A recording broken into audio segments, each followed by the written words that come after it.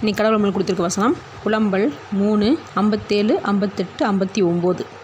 நான் உம்மை நோக்கி கூப்பிட்ட நாளிலே நீர் அணுகி பயப்படாதே என்றீர். ஆண்டவரே, என் ஆத்மாவின் வழக்கை நடத்தினீர். என் பிராணனை மீட்டு கொண்டீர். கர்த்தாவே, எனக்கு உண்டான அநியாயத்தை கண்டீர். என் நியாயத்தை தீரும். இந்த வசனத்துக்கு கொடுத்து கடவுள் என்ன சொல்கிற பார்ப்போம். நம்மளுடைய ஜெபம் முதல்ல தேவனை மகிழ பண்ணணும்.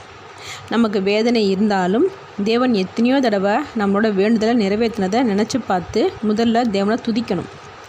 ஆனால் நம்ம தேவன்கிட்ட நம்மளுடைய வேதனையை நினச்சி புலம்ப மட்டும்தான் முதல்ல செய்கிறோமே தவிர முதல்ல தேவனை துதிக்க மாட்டேங்கிறோம்.